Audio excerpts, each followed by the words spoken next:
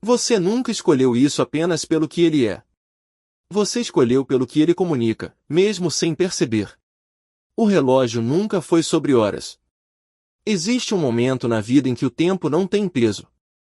Você não sabe que ele passa, só sabe que está aqui. O primeiro relógio que você ganhou era de plástico, colorido, leve. Você não sabia ler as horas, mas ele estava no seu pulso, e isso já era suficiente. Você imitava o mundo adulto sem entender. Antes disso, havia o relógio do seu avô. Um objeto redondo, pesado, que abria com um clique seco. Você ficava no colo dele, olhando aquele mostrador, sem entender os ponteiros, mas sentindo que aquilo era especial. Não era o relógio que era especial, era o momento, a segurança daquele colo. O único relógio da sua vida que não carregava ego, só amor. Toda a sofisticação que o relógio acumula ao longo da vida é a distância que você coloca entre você e aquela simplicidade original. O relógio do avô não precisava ser caro ou de marca, só precisava estar no bolso de alguém que te segurava no colo. Esse critério simples e humano é esquecido à medida que o relógio ganha peso e significado. A primeira experiência com o objeto que se tornará o símbolo mais carregado da vida adulta foi livre de simbologia. Era só um objeto, quente e redondo, no bolso de alguém que você amava. Talvez a jornada inteira com o relógio seja a tentativa de voltar a essa simplicidade. Então chegou a escola, e com ela, a primeira obrigação com o tempo. Você aprendeu os números, as letras e a ver horas. O relógio agora tinha função, recreio, aula, saída.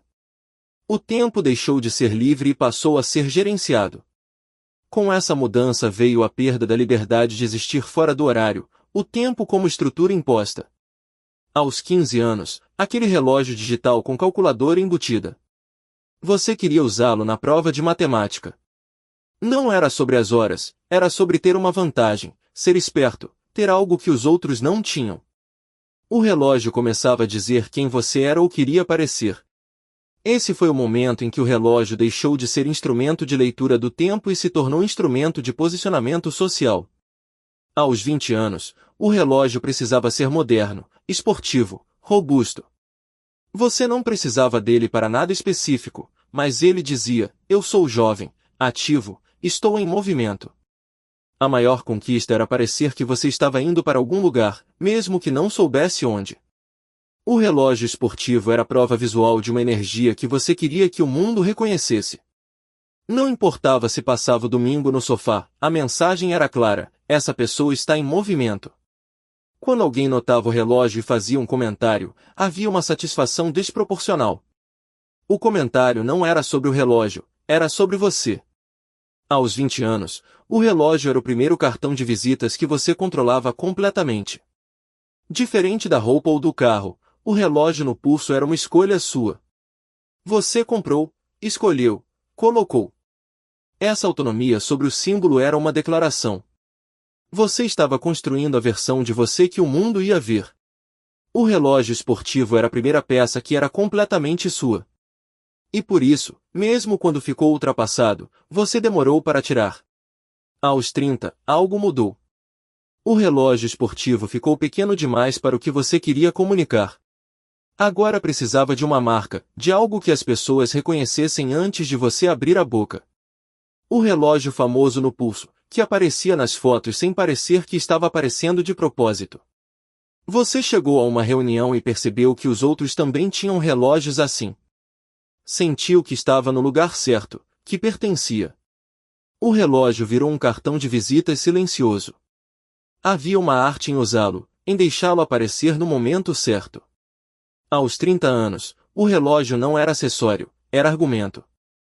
40 anos, o pico. O relógio precisava ser importado, chamativo, inconfundível. Não apenas caro, mas visualmente caro. Você comprou para que ninguém duvidasse do seu valor. Existe uma pressão aos 40, uma sensação de que o tempo está passando e você precisa mostrar que ele passou bem. O relógio no pulso era a prova disso. Mas a pergunta que ninguém faz é, chegou onde, exatamente? O relógio importado responde uma pergunta sobre posição, mas não sobre propósito. E aos 40, essas duas perguntas começam a não ser a mesma coisa. 50 anos. E finalmente, o Rolex. O melhor relógio do mundo. Não é só um relógio, é um símbolo de que você venceu. Quando o coloca no pulso pela primeira vez, existe uma satisfação real, mas também uma pergunta: e agora? O tempo continua passando na mesma velocidade. O Rolex não desacelerou nem comprou mais nenhum minuto. Chegar aos 50 com o Rolex no pulso e perceber que o que você sempre quis controlar é a única coisa que o relógio nunca vai controlar é o momento mais honesto que o símbolo pode provocar. 60 anos. E algo estranho acontece. Você começa a sair de casa sem relógio. Não esquece, escolhe não levar. O Rolex fica na gaveta. Você percebe que não precisa mais provar nada para ninguém. O tempo é seu. Você voltou para algo próximo da infância. Não ao relógio de plástico, mas aquela sensação de quando o tempo não tinha peso. Há uma paz em sair de casa sem relógio. A paz de quem não precisa mais provar nada para ninguém, incluindo para si mesmo. O relógio nunca foi sobre horas. Foi sobre amor na infância, status aos 15, identidade aos 20, pertencimento aos 30, poder aos 40, conquista aos 50. E aos 60, finalmente, foi sobre nada. E é aí que ele se torna mais valioso do que nunca. Toda a sua vida, o relógio no pulso foi uma pergunta disfarçada de objeto. Você é alguém? Você chegou lá. Até o dia em que a pergunta deixou de existir. E aí o relógio só marcou o tempo. O tempo, sem o peso do símbolo, revelou-se exatamente o que sempre foi: finito, precioso, igual para todo mundo. O Rolex e o relógio de plástico marcam as mesmas horas. O que muda entre eles não é o tempo que medem, é o quanto de ego o portador precisa colocar no pulso. E quando esse ego finalmente descansa, o tempo fica limpo. E você descobre que limpo é como o tempo sempre deveria ter sido. O símbolo muda, a necessidade é a mesma. Até que um dia ela deixa de existir. Hoje, que horas são no seu pulso? E o que você está tentando provar com elas? Responde nos comentários. Se esse vídeo tocou em algo, manda para alguém que precisa ver isso. Esse canal é o @PosicãoInvisível. Na semana que vem, a roupa, o que você veste antes de abrir a boca. Até lá! Existe um experimento social que qualquer um pode fazer. Entre numa reunião importante com um relógio simples no pulso. Depois, numa reunião equivalente, entre com um relógio de marca reconhecível. A diferença no tratamento vai existir. Não em todo o mundo, mas em alguns. Esse experimento não é sobre vaidade, é sobre entender o sistema em que operamos. O sistema existe. O relógio fala nesse sistema. O que muda, com o tempo e a experiência, é a relação que você tem com esse sistema. Se você está dentro dele por necessidade, escolha, inércia, ou se está fora dele para que o sistema não defina quem você é. Esse ponto de liberdade é o que 60 anos representam na trajetória do relógio. Não a ignorância do sistema, mas a libertação da necessidade de ser validado por ele. A indústria relojoeira é, provavelmente, o setor mais honesto do mundo em um aspecto específico. Ela não vende função, vende símbolo. Os comerciais de relógio raramente falam sobre precisão de movimento ou durabilidade. Falam sobre herança, legado, sobre o homem que você se tornará ao usar aquele objeto no pulso. Eles anunciam o símbolo sem disfarce. Você não está comprando um instrumento de medição de tempo, está comprando uma identidade. A pergunta que o anúncio não faz, mas que você deveria fazer, é: essa é a hierarquia que você quer pertencer? Existem múltiplas hierarquias no mundo. E o relógio só te coloca em uma delas. A hierarquia do capital, da acumulação, do patrimônio visível. Existem outras hierarquias. A do conhecimento, da generosidade, da sabedoria, da presença.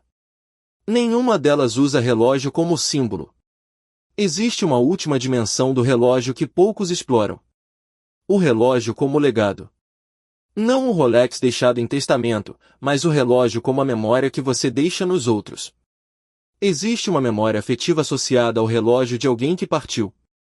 O relógio guarda a presença de quem o usou. E isso é uma das razões pelas quais ele persiste como símbolo. O telefone no bolso faz isso. O relógio no pulso faz algo diferente. Ele diz: eu estive aqui. Eu vivi esse tempo.